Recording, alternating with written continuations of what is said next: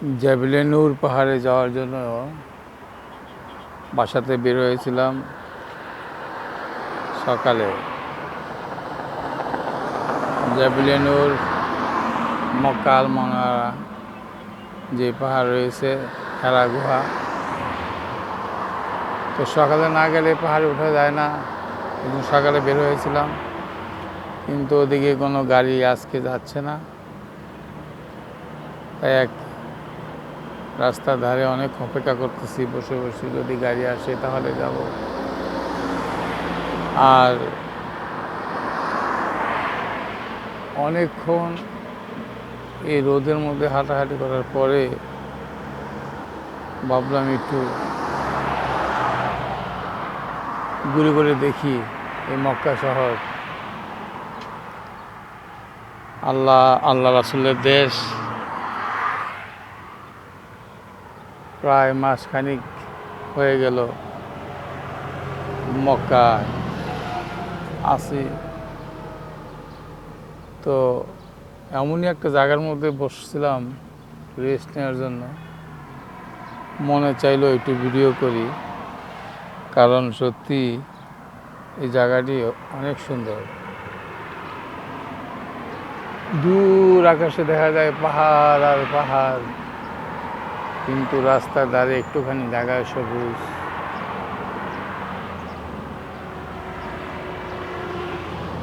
গাড়ি আস্তে আস্তে যতক্ষণ গাড়ি না আসে ততক্ষণ এই সৌন্দর্য উপভোগ করি। হয়তো একদিন স্মৃতি হয়ে থাকবে আমার এই ভিডিওগুলো।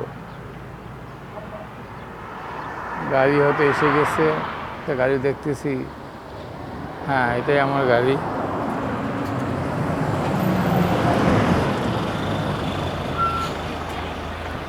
গাড়িতে উঠে যাবো এখনই।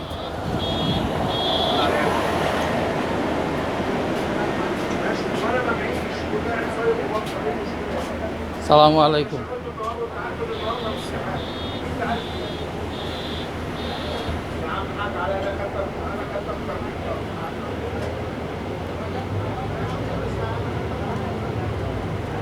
بين محطة القافلة الفيئة 306. The next station is Al-Fayha 306.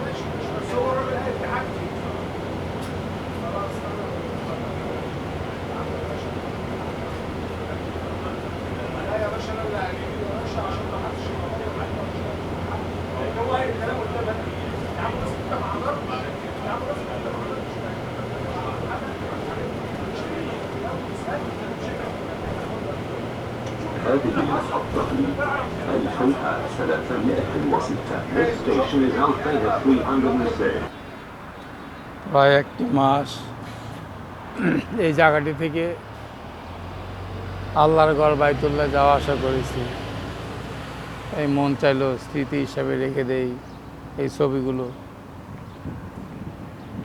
এটা হলো বাস স্ট্যান্ড, এখান থেকে যেতাম আল্লাহর ঘর বাইতুল্লাহ, যে নামাজ পড়তাম। এমন সময় কেটেছে আমি রাত 3টায় উঠেও এখান থেকে ফজর নামাজ ধরার জন্য আল্লাহর ঘরে যেতাম। তো আজ প্রায় একটি মাস এই জায়গাটি থেকে আল্লাহর ঘরে গিয়েছি। এই জায়গাটির নাম আল-ফাইহা 306 বাস স্ট্যান্ডের নাম। তো যাই হোক, এই দীর্ঘ পথ পাড়ি দিয়ে আল্লাহর ঘর তওয়াবের জন্য গিয়েছি। একে একে 3টা উমরা এবার করতে আল্লাহ তাআলা সামর্থ্য দিয়েছেন। আলহামদুলিল্লাহ। ওই রমজান মাসে 2টা ওমরা করেছি, আর রোজার আগে আরেকটি ওমরা করেছিলাম। তো রোজা রেখায় ওমরা করা একটু কষ্টের বিষয় হয়ে দাঁড়ায়, এই জন্য আর একাধিক ওমরা করতে পারলাম না। যাই হোক, আল্লাহ যদি তৌফিক দেয় ইনশাআল্লাহ আগামীতে করব। এই চতুর্দিকে পাহাড়ে ঘেরা এই জায়গাটির নাম হলো ফাইহা, আল ফাইহা 306 টপিস। ডান দিকে আছে হলো আপনার কিংডম মেডিকেল সেন্টার। এখান থেকে আমি দীর্ঘ 1 মাস বাসে করে আল্লাহর ঘর বাইতুল্লাহ গিয়েছি, নামাজ পড়েছি, আবার ফিরে এসেছি এই জায়গাটিতে। প্রায় 40 মিনিট থেকে 1 ঘন্টা সময় এখান থেকে লাগে।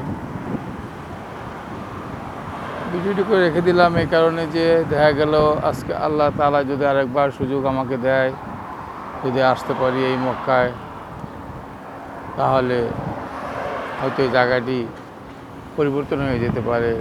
চতুর্দিকে মরুভূমি আর নাও থাকতে পারে, সুন্দর সিনারি হয়তো নাও থাকতে পারে। সে কারণে ভিডিও করে রেখে দিলাম। আর অনেকেই দেখতে পারবেন আল্লাহ রাসূলের দেশ কেমন, কত সুন্দর। অনেকে রোদ বাহিরে, তারপরেও গাড়িতে এসি আছে, বাড়িতে আছে, তেমন সমস্যা হয় না।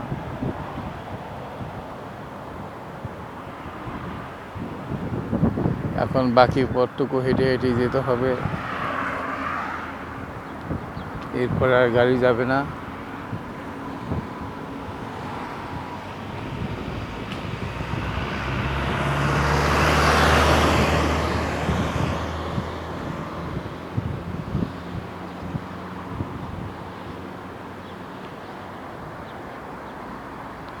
এখন দুপুর প্রায়।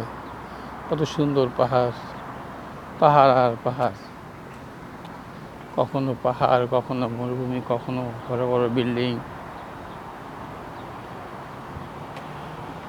আর এখানকার বিল্ডিংগুলো সব একই রকমের করা, কালারও প্রায় এক, আর ডিজাইনও প্রায় একই রকম লাগে।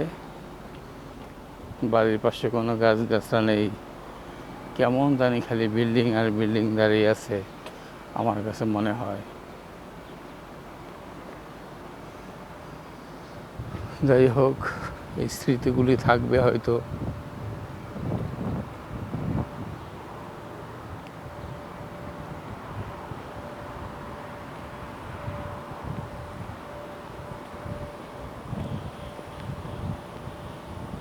বাংলাদেশের মতো এখানে কোনো রিক্সা নেই, যেতে হলে নিজস্ব গাড়ি লাগবে, আর না হয় হেঁটে যেতে হবে। ট্যাক্সি এত কাছে ট্যাক্সি যায় না, আর ট্যাক্সিতে যেতে হলে মিনিমাম 20 থেকে 25 টাকার কমে কোনো ট্যাক্সি কোথাও যাওয়া যায়। শেয়ারে যেতে পারলে ভিন্ন কথা, কিন্তু একা গেলে আর কমে যাওয়া যায় না। যাই হোক, হাঁটতে হবে। আমি যেই বাসাটিতে থাকি সেই বাসাটিতে যাচ্ছি। প্রতিদিন এভাবে হেঁটে হেঁটে যেতাম। যেখান থেকে বাসে নামলাম সেখান থেকে এটুকু পথ হাঁটতে হতো। আবার কোনো দিন একটা স্টপেজ আগেই নেমে যেতে হতো, সেটার নাম ছিল আল হামরা 302। সেই স্টপেজ থেকে হেঁটে হেঁটে এই আল ফাইহাতে আসতে হতো। যাই হোক, আল্লাহর ইচ্ছা আজকে 2টা বাসই পরপর পাওয়া গেছে, হাঁটতে হয় নাই, শুধু এটুকু পথই হাঁটলাম। এই সুন্দর বাড়িটাতেই থাকি, 4 তলায়। আমার এক বাংলাদেশি ভাই, আপনজন, শুভাকাঙ্ক্ষী, সে আছে এখানে। তার কাছেই প্রায় মাসখানেক থাকলাম এই বাড়িটি। এই গাড়িটাও তার।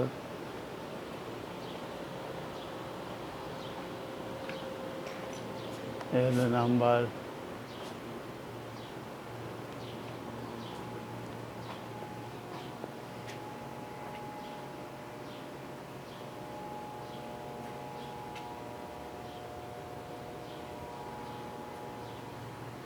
আল্লাহ, আলহামদুলিল্লাহ এসে গেছি।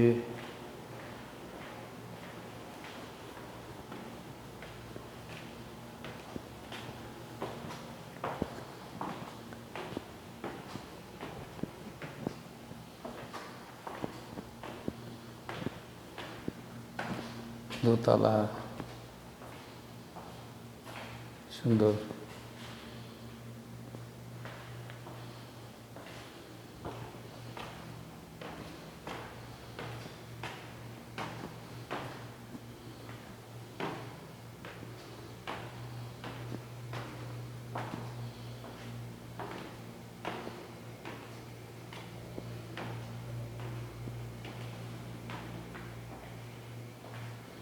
তিনতলা।